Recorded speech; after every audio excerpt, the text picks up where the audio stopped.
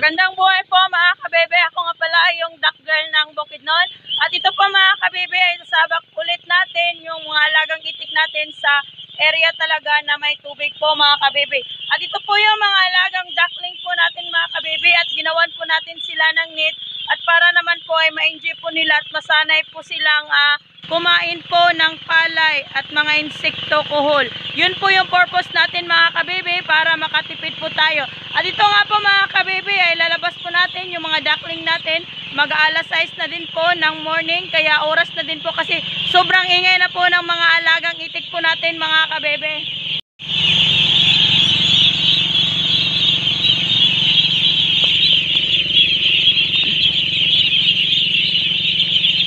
Abog, badi, diri. Hawa di. Dito ka dapit. Woo! Woo! Woo! Woo! Woo! Woo! Aboga to ba ditong itik diri? Woo!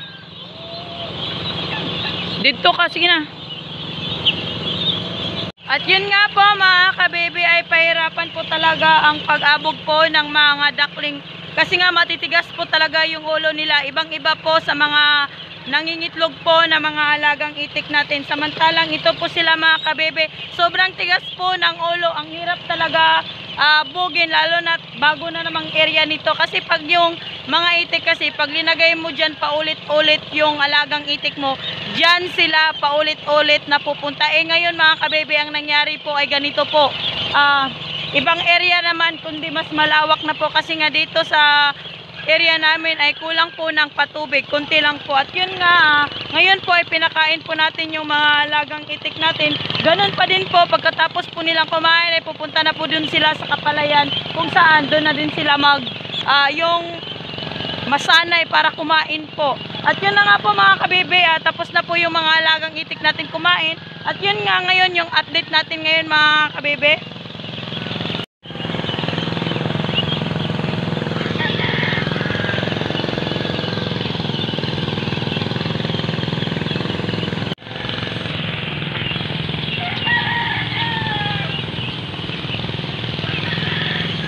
At yun na nga po mga kabebe ay yung mga alagang duckling po natin ay okay na po na plaster na sila ba? Ganon siya. Yun na nga mga kabebe, yung mga alagang itik na po natin, yung mga duckling ay sobrang matatalino. Matalino po sila pero matigas po yung ulo.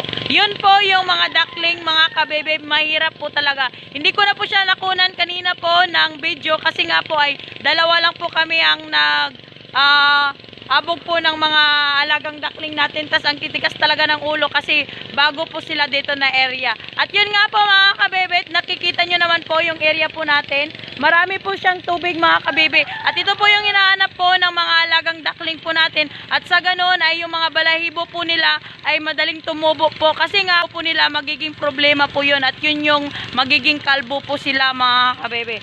At yun na nga, safety na po yung mga alagang itik natin.